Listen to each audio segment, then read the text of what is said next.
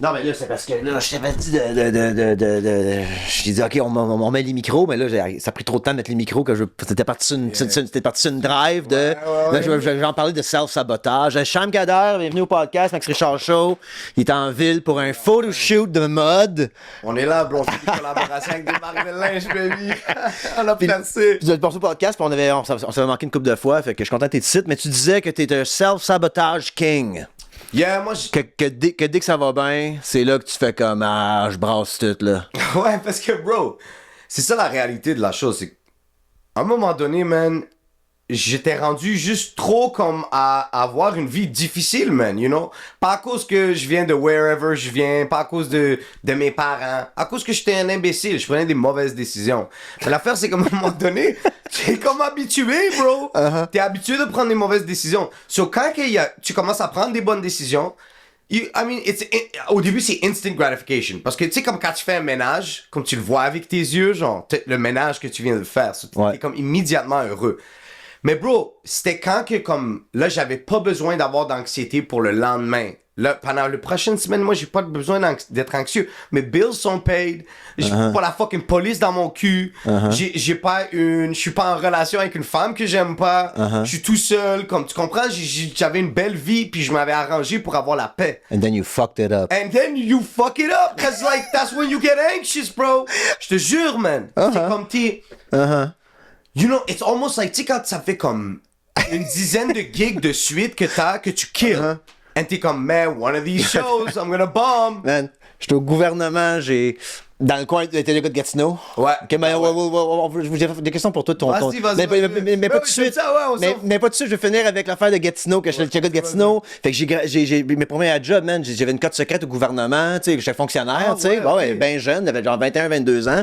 Puis tout allait bien, j'ai un salaire, tu sais, dans le temps, je faisais peut-être 45 000 par année en 2005, tu sais, c'est comme, that's crazy money, là, j'ai 40. Ah oui, c'est ça. Fait que c'est comme, genre, j'étais fou raide. 70 000 balles live, là, genre. Ouais, exact. Puis j'ai cet âge-là, je comme tout va bien.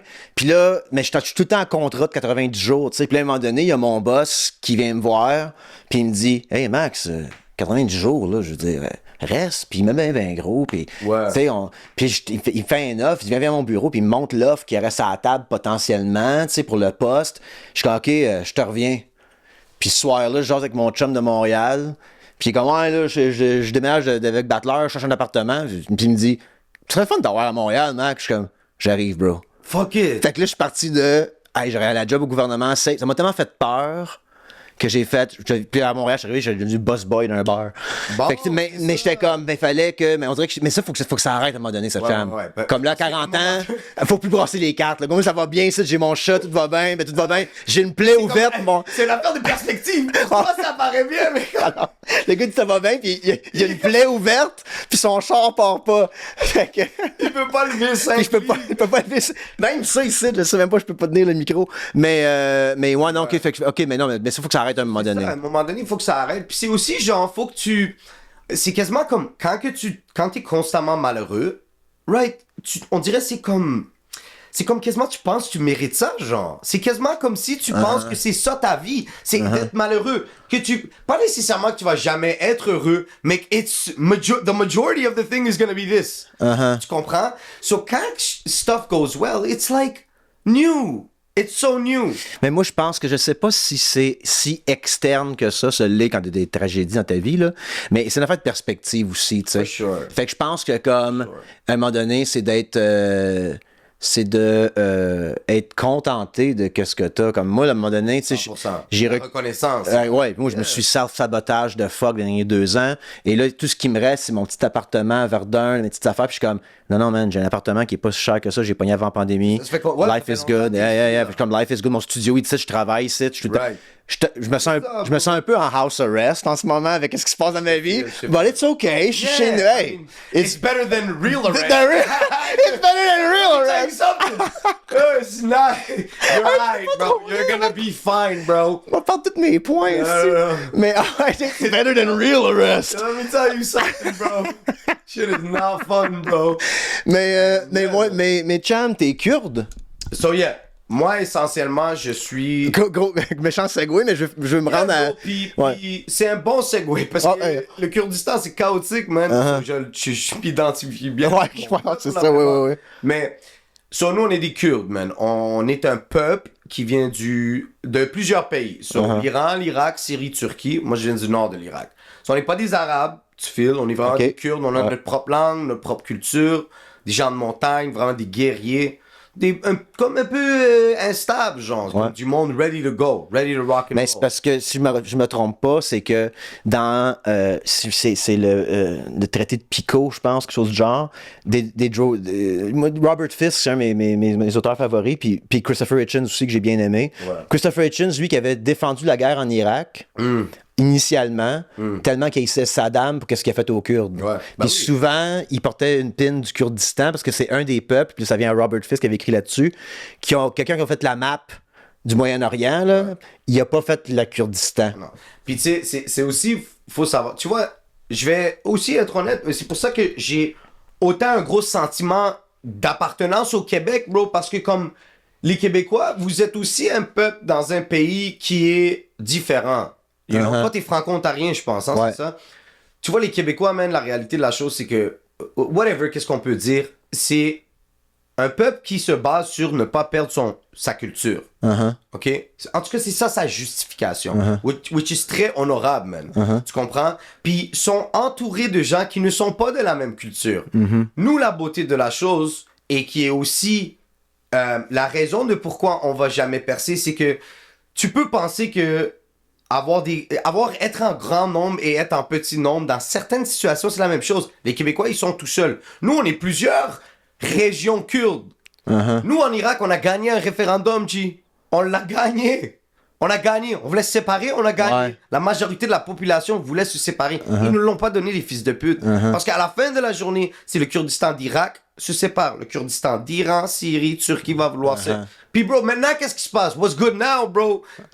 Puis je vais pas faire comme si je connais la politique ou la géographie comme ça, mais moi, ça, c'est les shit que moi, j'ai connus. Du point de vue de mes parents, de ma famille qui est encore... Toute ma famille est là-bas. J'ai pas de famille au Canada. La personne le plus proche qu'on a dans notre nid familial, c'est à Seattle. Wow. Puis le partenaire, on le voit pas, bro. Tu comprends? On le voit pas comme ça, man. So, tout le monde est là-bas. Puis du point de vue de comment est-ce que nous, on le voit, puis yo, bro, c'est chill. Arrête, on va pas se séparer. Juste cassez-nous pas les couilles, man. Bro, au Kurdistan, là, dans le nord de l'Irak, la ville où moi je viens, Kirkuk, il y a des fucking... Tu vois, chaque ville a des rumeurs, des mythes. Il y a toujours des shit mythiques de certaines villes, you know? Comme Montréal, t'as le Steve's Music qui a été là pendant fucking longtemps. Des trucs comme ça, des restaurants qui sont mythiques. Là-bas, bro, ils disent qu'il y a plus de pétrole dans le sol de la ville du Kirkuk qu'au Koweït. OK. Who knows? C'est des shit comme ça. Bro, le sable, man. Sur la vie de ma petite sœur, bro. Le sable, tu le prends dans tes mains, c'est huileux. Ah ouais, hein? Shit is rich, là. Mais comment c'est nous, les pauvres? Comment, bro? Parce que vous n'avez pas votre pays souverain. On n'a pas notre pays, bro. Puis dans un pays opprimé. Parce que l'Irak, les Arabes aussi en vivent des malheurs, man. Tu comprends? On n'est pas tout seul, les Arabes, c'est nos frères. C'est cette narrative, this narrative que comme on est séparés. Mais en réalité, les Arabes et les Kurdes, on est des frères, man, dans tout ça. On vit le même problème. Mais dans un peuple, dans un pays opprimé, on est le peuple opprimé. Right, exact. It's just like it fucking sucks, bro. Des génocides sur des Kurdes à comme finir par ça dedans, bro. Tu comprends?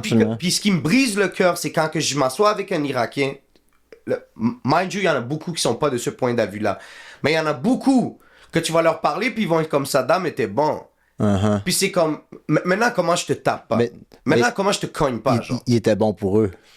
Bro, il était pas bon pour personne. Non. Point, on est des frères. Non, mais ce que je veux dire par là, c'est que, comme toutes les diasporas aussi, mettons les diasporas qui appuient le Shah d'Iran, tu sais, qui veulent avoir... Ouais, exactement. Bon, parce que le Shah d'Iran te traitait bien, toi et ta famille, dans le temps, mais il a mis du monde en prison, puis du monde a disparu. So, like, c'est ça qui... Le monde a disparu, man, comme des sœurs, des mères, qui ont jamais revu leur père, leur frère, leur mari. Hey, man, ISIS, excuse-moi, mais comme quand ISIS... c'est ça. ISIS, bro, c'était les femmes kurdes, bro. À un moment donné, c'était comme... Patnais, on est tous dans cette guerre-là maintenant. Là. Les femmes kurdes, bro, étaient là à fight back. C'est les femmes kurdes en Syrie qui ont regagné les spots où ce que comme tous ces fucking radicalistes-là ont pris. So, bro, moi j'ai un sentiment... On parle plus d'ISIS sur Patreon, mais j'ai des affaires à dire sur ISIS par rapport aux Epstein Files, mais là, pas ici, parce que sinon, ils sont pas monétisés. Mais tes parents, ils ont quitté c'est ça. le Kurdistan. Mon père, c'était un avocat, man. Okay. Ce que j'ai réalisé, le pattern que je vois quand tu es un immigrant, c'est que tu réalises que tous les gens qui ont réussi à quitter le pays, surtout pour venir au Canada, à cause qu'il y a quand même un océan, là. Comme c'est un fucking long-ass travel pour se rendre au Canada. C'est pas tout le monde qui peut rentrer ici nécessairement non plus. J'ai remarqué que la majorité des immigrants qui ne sont pas là comme nécessairement... Bro, c'est des gens avec beaucoup d'éducation. Des gens que... C'est pour ça qu'il y a comme... ce genre de stéréotype de un immigrant est un docteur dans son pays alors qu'ici il fait ci ou ça. Moi, mon père, c'était un avocat, bro. C'était un avocat dans un lawless country. Un pays qui l'aimait même pas, man. Tu comprends ce que je veux dire? Imagine être tellement un bonhomme que t'es là pour défendre les droits d'un pays qui ne te défend pas, qui ne t'aime pas. Tu comprends? Puis, man, j'aspire à être comme mon père à tous les jours. Si je peux fucking... Yo, bro, si je peux embrasser les pieds à mon père à tous les jours, j'embrasserai ses pieds. Shout out à mon père. Cet homme-là, c'était un fucking avocat en Irak. Il a mis son ego de côté pour que moi, je finisse par être criminel. But that's That's the Patreon bit. We'll talk about crimes. Tu comprends? Mais comme, c'est aussi la... C'est ça, man. C'est d'avoir des... C'est de voir, genre, comme, damn, man, Il t'arrivait quand, ton père? Là, moi, mes parents, quand je suis venu ici, nos parents, ils ont décidé de bouger de l'Irak. Ils ont passé par la Turquie. Ma mère était enceinte de moi. OK, wow. So, moi, je suis né en Turquie. Aussitôt que j'avais l'âge et le passeport pour pouvoir quitter la Turquie, on a pull-up ici. Nice. So, j'avais peut-être un peu moins qu'un an. Okay. Peut-être 10 mois, 9-10 mois. OK. Je suis venu ici, j'ai grandi à Montréal dans le DDO, de l'ordre des Ormeaux West Island, jusqu'à l'âge de comme 10 ans. Puis là, on est allé à Gatineau. Puis je suis revenu ici, j'habitais à Sherbrooke un peu. Puis là, ben, je suis retourné à Gatineau parce que comme, bro, man, it's where my teenage years were. C'est là que comme, you know, my high school sweetheart lives. Les gens pour qui je care vraiment sont tous là-bas. Mon petit frère, lui, habite ici maintenant. C'est top. Je peux venir ici. Puis ton frère, comme c'est lui qui m'a déposé tantôt. OK. C'est nice. Mais c'est comme ça. Ils sont venus au Canada. Mais j'ai 2 petits frères et une petite sœur. Eux, ils sont tous nés ici, à Montréal. Puis ton père pouvait pas être avocat ici, là? Non, parce que, bro... Ben non, c'est pas ma affaire. Qu'est-ce qu'il a fait? C'est illégal de taper des femmes ici. OK. Oui, absolument. Mais, tu comprends, les droits sont un peu différents. Comme tu peux pas défendre quelqu'un. Puis le verbiage, you know. Pratiquer le droit, c'est pas comme être un mathématicien. Non, c'est ça. Non, exact. Puis même là, tu sais, un chien, c'est un chien, puis un chat, c'est un chat. Virginie Courtillol, elle peut pas être vétérinaire au Canada. L'humoriste Virginie Courtillol, la française. OK. C'est une vétérinaire? Ben, ouais, vétérinaire, ouais. Okay. Elle peut pas. Même pourtant, un chien, c'est un chien, là. Elle peut pas. Elle est française. Ouais, elle peut pas. Mais je sais que. Ben, comme moi, la question, c'est ton père, il fait quoi? Comme quand il est arrivé ici, il a fait quoi? So, man, il est devenu livreur, man. Wow. Hey, man, sa première job après d'avoir été avocat, quand il est arrivé en Turquie, fallait que le panel work. Bro, il était, je sais pas comment on dit, ceux qui lavent la vaisselle, là. Ouais, OK, plongeur. Un plongeur. C'est fou, ça, man. Ça, c'est un délire. Pour leur anniversaire de 1 an, à mes parents, OK? Mon père a acheté à ma mère une paire de chaussettes.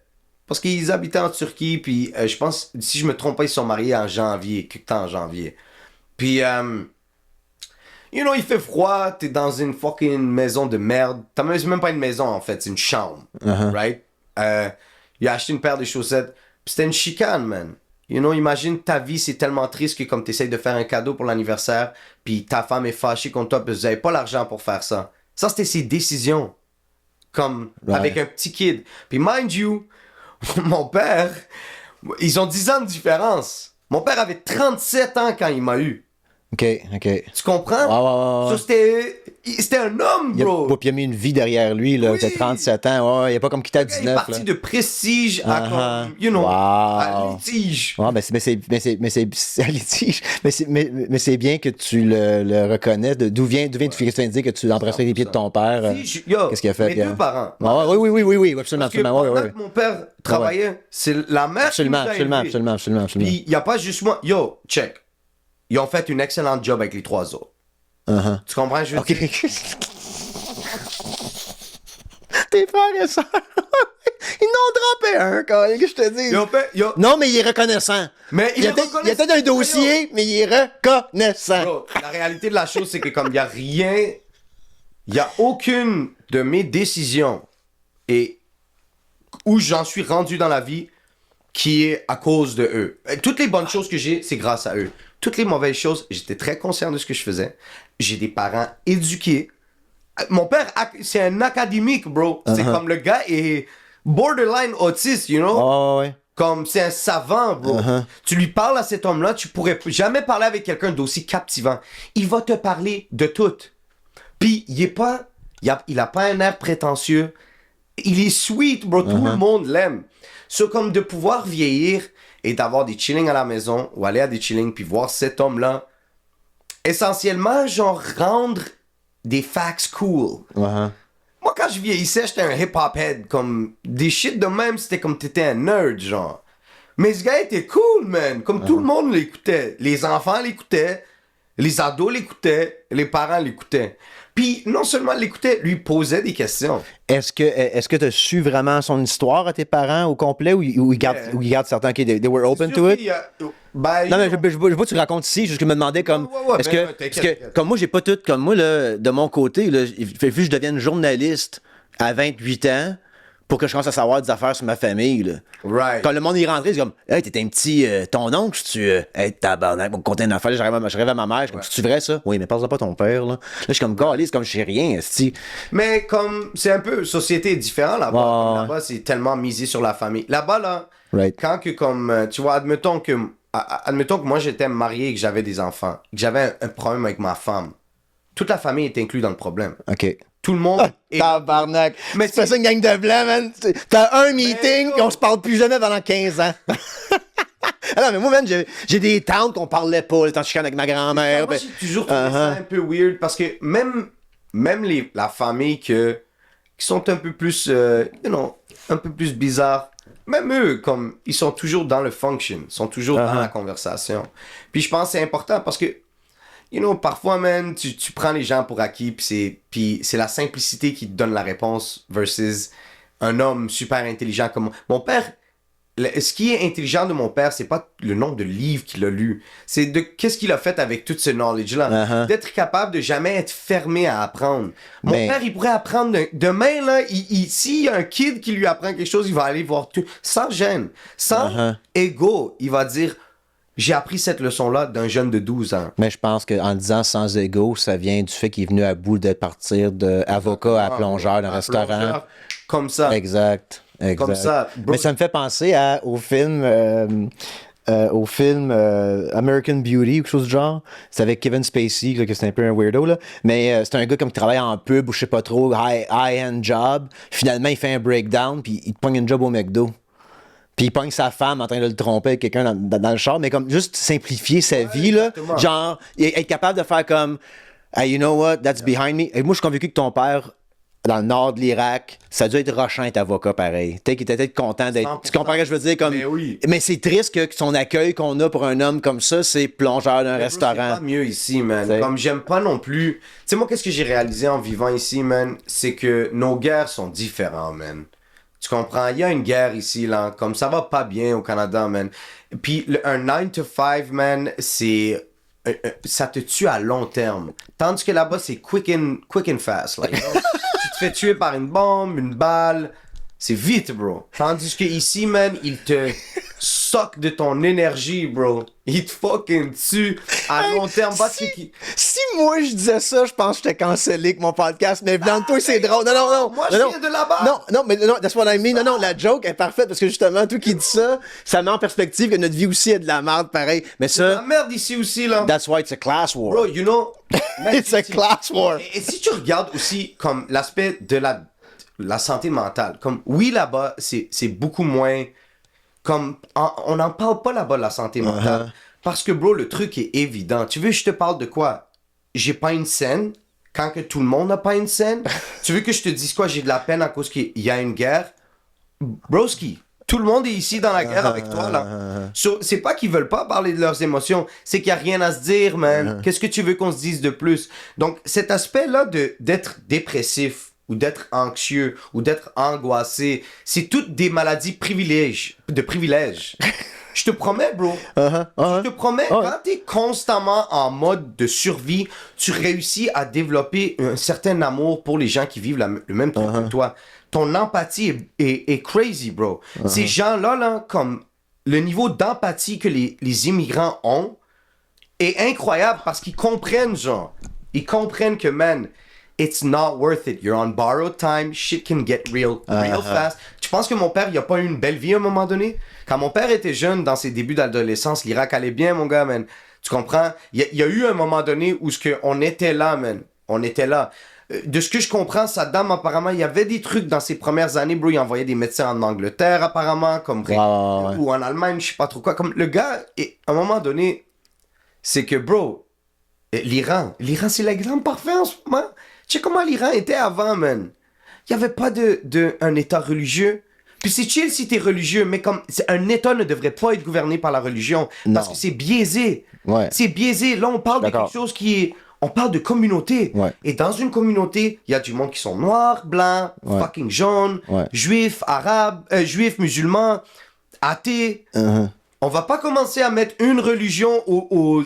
Mais le problème avec ça en ce moment, c'est que c'est tout. L'ennemi premier, c'est comme, il y a des étages, OK? Fait que, mettons, moi, je vous donne mes lunettes de socialiste. Okay? Fait, moi, je suis un travailleur, OK? Puis les travailleurs, ils prennent notre argent quand on travaille pour acheter des bombes pour tuer d'autres travailleurs ailleurs. Puis moi, je suis comme une tabarnak, je veux pas que mon argent aille là, OK? Fait que là, moi, t'arrives, puis tu te dis, le gouvernement, le Shah d'Iran n'était pas une bonne personne, OK? Puis police secrète, prison, name it. Les Iraniens il a fait une révolution contre ce gars-là qui avait promis à British Petroleum le pétrole de l'Iran, puis ainsi de suite, ainsi de suite. Il se sauve, puis là, il y a une révolution, puis c'est là que les ayatollahs ont pris le pouvoir par-dessus les socialistes, puis aujourd'hui, ben, c'est les ayatollahs qui sont là. Moi, des ayatollahs, c'est mon ennemi idéologique, une théocratie, je peux pas imaginer ça, faut qu'ils se mettent à terre, tout ça, mais c'est à l'Iran, c'est aux Iraniens de le faire. Fait quand je voyais, tu sais, dans les derniers 20 ans, des manifestations en Iran de femmes, des femmes qui se font tuer, mais comme d'étudiants qui ça, je suis content de ça. Cela dit, si l'Iran se fait bombarder par des pédophiles impérialistes, moi, avec mes lunettes de socialiste, je suis comme, OK, on prend un break de se battre contre les ayatollahs. Faut pas que les pédophiles gagnent. Puis tuent 170 petites filles dans une école. Parce que les ayatollahs... Comme c'est quoi l'alternative? Soit tu les rapes, soit tu les tues. Non, la gang de Trump, absolument. La petite Union Class. Fait que le monde, tu défends l'Iran. Je suis comme, non, je défends les travailleurs iraniens qui reçoivent des bombes sur la tête. Ouais, parce qu'on s'en fout du gouvernement. Le gouvernement, là, va toujours être décrotté, bro. Je te le promets. Je viens d'Irak, votre shit est juste plus subtil. OK, vous mettez du Febreze après d'avoir fait caca. Là-bas, il n'y a pas de Febreze, partner. C'est direct là, t'as chié, man, tu le vois. Ici, bro, c'est slick. Tu te fais baiser à la slick. C'est fou, là. Ben, écoute, on peut en parler, mais l'affaire avec ça, c'est que quand que le monde dit que la gauche a été au pouvoir, c'est pas vrai. Une gauche au pouvoir, là, c'est des socialistes qui disent aux capitalistes, on a gagné des votes, on est l'opposition officielle, puis on dit met de l'argent dans les écoles, met de l'argent dans les hôpitaux, on n'investit pas dans ce projet de capitaliste-là, on fait pas ces affaires, on protège nos forêts, on a nos ressources, ainsi de suite. Mais en ce moment, la gauche qu'on a, c'est du monde qui parle de tout sauf de l'économie, puis qui s'installe là, puis qui se présente comme Trudeau, c'est un gars de gauche. Comme êtes-vous fou? C'est le fils de l'autre, tabarnak. C'est pas un socialiste, calice. Ouais, c'est comment c'est ma voix, ça? Mais le problème, c'est qu'ils ont mis dans la tête du monde que ça, c'est la gauche. C'est pas la gauche. Ça fait 45 ans qu'on roule sur full capitaliste, puis qu'ils prennent quand même l'argent de nos fucking salaires pour faire des business ventures qui perdent 1,4 milliard. C'est ça qui se passe en ce moment. Fait que le message qu'on a au monde, c'est faut qu'il y ait une gauche au pouvoir. Mais on n'est même pas là, parce que quand on parle de gauche, ils disent, ben c'est ça, Carney. Je suis comme, Carney, c'est un banquier. Ouais, c'est ça. Fait de quoi tu fucking parles? Fait qu'on n'a pas. On va jamais l'avoir. Comme, faut arrêter de se dire. Ça faut pas. Non. Yo, toi, t'es un fou, man. Toi, t'as trop. Au lieu d'avoir. Non, mais ça fait de perspective. Ce que la classe epsteinienne veut, c'est que t'aies pas de futur pis t'aies pas d'espoir, OK? C'est ça qu'ils veulent, OK? They're winning for that. Mais il y a une façon de le voir, deux façons de le voir. Soit que tu vois ça comme avec des lunettes de fin du monde pis ça donne rien. Ou B, tu mets des lunettes de ben tant qu'à être site, m'a changé de quoi? Puis au pire des pires, tu penses à un suicide révolutionnaire un peu. En voulant dire, ben écoute, c'est ça qui dans les pays si le futur de mon fils, c'est des drones qui watchent des affaires, puis des prisons secrètes, puis tout, j'attendrai pas qu'à 25 ans que ce soit son combat à lui, tabarnak, moi le faire tout de suite. Moi, je dis pas que c'est moi qui va faire ça, je suis pas un terroriste, tabarnak. Écoute, tu lis le livre du Unabomber, puis quand ça fait du sens en 2026, it's a fucking problem. On s'en va sur Patreon, on parle pas de tout de suite. ISIS, Patreon, Ted Kaczynski, Patreon. Hey, man. Parle-moi de tes crimes. Comment ça, t'es un criminel, un bon gars comme toi, super le fun? Yo, man. What happened, bro? Self-sabotage?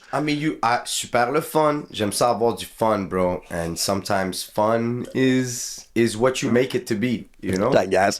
Mais c'est ça l'affaire. Ouais. Comment que ta famille a pris ça? C'était vraiment difficile. C'était vraiment difficile parce que ça a commencé d'un jeune âge. Comme, OK. Au primaire, je foutais de la merde. Ben, au moins, tu l'as eased in. C'était pas comme jour au lendemain, il made a crime. Non, mais je veux dire, je suis passionné, you know? Je veux monter les paliers. Vraiment très jeune, quand au primaire, comme on faisait des affaires que... des gens normaux de primaire faisaient pas... Bro, on faisait des bombes de chlore. Je sais pas comment quelqu'un est venu avec cette information-là que si tu mélangeais du lait puis du chlore ou du coke et du chlore que la pression pèterait la bouteille. So, on faisait des conneries comme ça, bro. On partait en auto, comme on cognait à des portes, on montrait notre trou de cul. Okay. Des shit de déficients, là, you know, des shit de stupides, genre. So, quand tu commences... C'est ton père, il a su ça? Yo, fuck no, bro, il était au travail. Mais comme, c'est quand tu commences sur des délires comme ça que tu vois que de base, t'as un sweet tooth pour la rébellion. Ouais. Après ça, c'est fini. Puis au primaire, yo bro, moi j'ai entendu dire récemment, j'ai un de mes partenaires, il a un fils. Son fils est au primaire, je pense qu'il a comme 8-9 ans ou quelque chose. L'autre jour, c'est un humoriste d'ailleurs. L'autre jour, on est en train de chiller, whatever, on fait une writing session, puis je lui parle, comment ça va à l'école, Coco, comme t'aimes-tu tes classes, puis tout ça, puis comme oui, là, le petit, il va jouer avec, je sais pas trop quoi, là, c'est un iPad kid, là, il aime les iPads. Il est sur un iPad, puis moi, je dis à son père, je suis comme, yo, tu te souviens quand on était au primaire, Gio, King of the Hill, comment c'était fou. Il est comme, ils ont plus le droit de faire ça. Ils ont plus le droit de bataille de boules de neige. Toutes ces conneries-là, comme on dit... Yo, tu sais, du non à l'intimidation, tu sais qui s'est fait intimider, partenaire? Georges fucking Saint-Pierre. Ouais, mais je veux dire, non, mais comme il y a des... Faut se faire intimider parfois un peu, man. Sur mon point, c'est que comme... Puis j'étais pas un intimidateur au primaire. Mais moi, j'adorais King of the Hill. J'adorais des fights de boules de neige. Quand l'hiver venait, moi, j'adorais jouer au soccer, you know, foot. Puis quand l'hiver arrivait, on jouait un mélange de football américain et de soccer. Parce que nous, dans notre tête, aussitôt que t'as un manteau, pantalon de neige, c'est comme du gear. T'as du coussin, genre. So, comme on se plaquait, j'ai toujours été comme très attiré envers la violence, bro. Puis à un moment donné, ça s'est développé comme... J'avais tendance à penser que être émotionnel, c'était comme pleurer tout le temps. Mais être émotionnel, c'est juste pas être en contrôle de tes émotions. Tu comprends? Je réalise ça maintenant à 31 ans. Monsieur le juge, j'ai réalisé que vivre des émotions, c'est pas juste pleurer, c'est pas les Je contrôler. sais pas si tu le sais, monsieur le juge. Mais comme c'est ça, bro. Puis c'était le fun, man. C'était le fun. Quand je suis arrivé au secondaire, comme... Tu sais, au primaire, c'était fou parce que j'ai vraiment fait un 180. Au primaire, oui, j'étais un enfant très... On peut dire que j'étais turbulent. Pas nécessairement problématique. Ouais. Oui, il y avait du rébellion à l'extérieur de l'école. On faisait chier du monde. Mais c'était comme on était des petits jeunes Chris, là, you know? Mais quand je suis arrivé au secondaire, ça, c'est vraiment devenu un truc de comme... Je voulais glorifier ça, genre. Quand je voulais me mettre dans ma tête que comme maintenant je veux faire d'autres choses comme parce que là t'es confronté à comme des gens qui fument des clopes, des joints. Mais quand moi je vieillissais, le pot c'était illégal, you know. So tu veux essayer quelque chose que en réalité c'est comme essayer l'alcool. Mais il y a un aspect illégal, genre. Tu comprends? Fait à qui t'achètes ça? T'achètes pas ça à un docteur là? Non. Tu comprends? Le gars qui te l'achète, c'est un... Tu rencontres le gars que tu l'achètes, puis ainsi de suite. Fait que genre, à partir de là, je suis juste devenu comme infatuated avec cette vie-là. J'adorais ça. Je suis un gros hip-hop head depuis que je suis jeune. J'ai toujours trouvé ça dope. Puis, bro, petit à petit, comme je me battais beaucoup. Ça, c'était mon truc. Je me battais. You know, parce que je chillais avec des gars qui étaient beaucoup plus grands que moi, beaucoup plus big que moi, plus vieux. Puis moi, j'étais juste un jeune qui était drôle, genre. Un petit Chris de la clique qui était drôle. Ça, il m'amenait partout. Puis, à un moment donné, c'est que comme, si tu te bats pas, ben, tu vas te faire taper, man. Fait qu'à un moment donné, j'ai juste développé une espèce de, comme, pas avoir peur de rien, puis de constamment me battre, puis ça m'a tiré vraiment dans le pied, bro. Comme jusqu'à très récemment, j'ai appris à comment contrôler mes émotions, là. De pas laisser la tentation de vouloir slap quelqu'un, m'arrêter de toutes les belles choses qui s'en viennent dans ma vie en ce moment. À tous les jours, bro, je suis confronté à vouloir gifler quelqu'un. Et je le fais pas, man. C'est une addiction, bro, pour de vrai. De gifler quelqu'un, là. La vie a vraiment changé parce que, tu sais, je me rappelle, genre 19, 20, 21, 22 ans. Mais en même temps, ma vie a changé. Tu sais que ça reste encore de même, là. Right, mais parce comme, plus jeune. C'est exact, mais comme, garantissait qu'on se battait au moins une fois par semaine dans un bar, Irish Pub Ottawa, là, tu sais. Personne n'était mort, ça faisait des belles histoires. Quand tu perdais, on se foutait de ta gueule. Quand tu gagnais, mais aujourd'hui, Aujourd'hui, il y a un certain... C'est plus la même chose. C'est vrai que je peux te dire ça. Je me sens comme vieux comme mon père. Dans mon temps, je veux conduire qu'une bière. Là, dans mon temps, on pouvait se taper sa gueule, puis ça s'arrête comme on quittait le bar après. Mais c'est inconcevable de penser. Quand je regarde mon fils de 12 ans, je suis comme... Je peux pas imaginer mon fils dans 6 ans quand ça se bat d'un bar, ça fait de bon sens. Mais je fais, mes parents ont jamais su ça, puis ainsi de suite. Puis je sais pas comme un genre, c'est pas comme, quand je veux dire ça, c'était pas qu'on était batailleurs, it just happened all the time. Yeah, it did. People were drunk. Also, yeah, exactly. Comme like shit go. Quelque chose se passait, tant qu'une affaire. Puis quand je dis battait, c'était pas fucking Roadhouse, là, c'était laid, là, tu sais, c'était pas comme fucking. Comme 2-3 poussages. Whatever, mais je parle des altercations physiques avec du monde. Hey man, je me rappelle pas d'une fois que j'ai touché quelqu'un dans l'espace public, dans ma vie. Ouais. Tu sais, tellement que comme. Plus capable de. C'est 5 livres, c'est 5 livres. Même le mic, je sais même pas, c'est une bonne idée. Ça en prend 9 pour briser un nez. Ah ouais, exact, ouais. Puis le cheveu, puis tout ça se vide tout. Non, bro. Mais anyways, mais là, t'es plus, il y a the crime on. Mais, you know, les trucs commençaient à trop monter. Puis, tu sais, je vais jamais dire que j'étais un Pablo Escobar. Là. Non. Je te mentirais pas, man. J'ai rencontré beaucoup de monde dans l'industrie, autant que ça soit... Parce que j'ai beaucoup d'amis qui sont musiciens aussi. Okay. Donc, des rappeurs, des chanteurs. Puis, je réalise que comme... Ceux qui sont... Il y en a qui vraiment, ils le fake, man.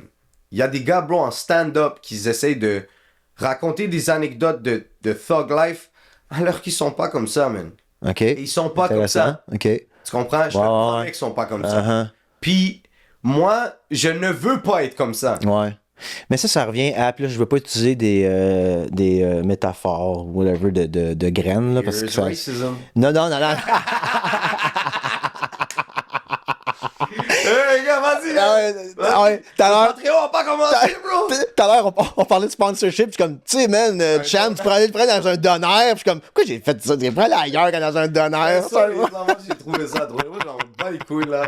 Non, je sais bien, je trouve ça drôle que mon brain va là. Non, mais je veux dire que c'est parce que si tu comptes des histoires de thugs puis de gangsters sur la scène, faut que tu sois le loser, sinon c'est pas drôle. C'est pas like, you can't go on stage puis like, fait que là, moi, j'étais un esti de gangster. Comme, non, parle-moi de ça puis ris de toi-même, tu sais.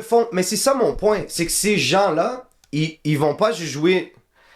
Bro, c'est parce que je veux pas non plus commencer à être ce gars-là. Là. Comme, je fais juste Tu fais dire ça sur Patreon? Hein? Vous allez sur Patreon parler de ça? Ok. Je veux pas exposer du monde parce que Non, ok. c'est pas ma vie, genre. Non, Je m'en fous. La réalité de la chose, c'est que comme, hey yo, check. Moi, je suis cette personne-là, je te le promets, man. Je te le promets. Je suis le gars volatile. Ok. Il l'a toujours été.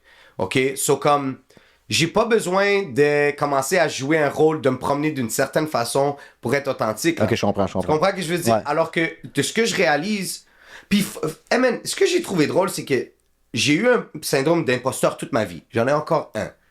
Dans mon pays, l'Irak, je suis même pas un arabe, je suis un kurde. Imposteur. J'arrive ici au Québec, je suis un immigrant imposteur. Donc, de base, dans où est-ce que j'ai vieilli, je suis ni l'un ou ni l'autre. Quand que je chillais, puis je thuggais out, puis qu'on se battait, puis qu'on était vraiment des gangs de rue. Mind you, Gatineau, c'est pas comme Montréal. On n'est pas là. Moi, je suis pas en train de dire que j'étais un Crip ou un Blood. Je veux juste te dire, bro, t'avais juste pas à t'essayer contre moi. Parce que moi, je jouais le fou. Moi, j'avais aucun gêne de jouer le fou. So, comme, à un moment donné, ce qui arrive, c'est que même là-dedans, je me sentais pas bien. J'étais comme, I'm not like this. Moi, j'ai juste commencé tout ça, puis je trouvais que montrer mon trou de cul, c'était drôle. Faire des sons d'écrit, c'était drôle. Then here I am selling a pound of pot. Yeah, comme là, je suis rendu que je suis comme straight up selling dope. J'ai des mandats d'arrestation, comme, what the fuck is going on? So, quand ça s'est arrivé, j'étais comme, ah non. Puis c'était la honte. Si je me respectais pas, moi, au moins, respecte ton père, man. Ouais, exact. Je veux dire, comme, c'est quoi ton excuse, Big Dog? Ton père, c'est un avocat, bro. So, un moment, aussitôt que j'ai réalisé ça, j'étais comme, tu sais quoi, man? Moi, j'ai pas besoin d'avoir ce syndrome d'imposteur-là parce que, aussitôt que je me suis dit ça, j'ai commencé à aller sur scène, je racontais mes histoires, mais je les racontais avec honnêteté, puis drôle, je me foutais de ma gueule. J'étais comme, bro, this shit was stupid. Comme ça, essentiellement, c'était stupide ce que je faisais. Mais, j'ai réalisé que, comme, à chaque fois que j'allais dans des soirées d'humour, le monde avait peur, bro. Comme, je filais que les autres humoristes avaient peur. Comme, encore à aujourd'hui, ils me voient, puis ils me voient comme quelqu'un d'instable, de volatile. À un moment donné, man, on se connaissait moins, puis t'étais venu à un show, puis t'étais avec tes boys, puis il y avait un de ces boys-là, j'étais comme, elle le trosse pas. Ouais. Moi, il y a une couple de mes amis humoristes que je les ai amenés chiller, puis Je suis comme lui. plus jamais, ça. Ouais, non, exact. Plus jamais, parce que j'ai réalisé aussi que, comme, mes amis qui sont deep là-dedans ne comprennent pas l'humour. Ok, ouais. Ils sont susceptibles, frère. On va se le dire. Puis un humoriste, c'est un imbécile. Wow. C'est un cave. S'il a l'opportunité de dire That's what she said, il va le dire. So, comme j'ai réalisé, il fallait que je sépare ces deux-là. Mais là, je pouvais pas avoir l'un ou l'autre. Puis, bro, aussi, comme moi, j'avais peur d'être un criminel dans le stand-up. Puis que ce que j'essayais, les anecdotes que je racontais, peut-être auraient été mal vues.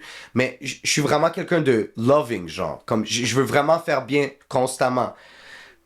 Puis j'ai réalisé qu'en stand-up, tout le monde, c'est des fucking prédateurs. Ok. So, comme, j'ai même pas besoin de m'inquiéter, bro. Ouais, quoi, j'ai du monde de temps en temps. Mais je suis pas là à fucking, tu comprends?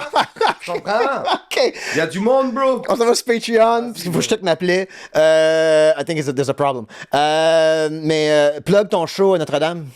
So, l'anecdote, straight up, c'est ça, la soirée d'humour, ça s'appelle l'anecdote. On est là mensuel, you know, on a des 2 openers, un headline, short and sweet, c'est moi qui est à l'animation. Puis bro, venez chiller, man, you know. C'est où? C'est à Gatineau, au Pub Le Notre-Dame. D'accord. Merci beaucoup. Pub Le Notre-Dame, shout out. Puis allez suivre Cham sur les réseaux sociaux. Ils sont sur Patreon, parler de ISIS. Ouais. And other things. Ouais, And other things. Peace out, guys. Peace. Faut que je t'excelle.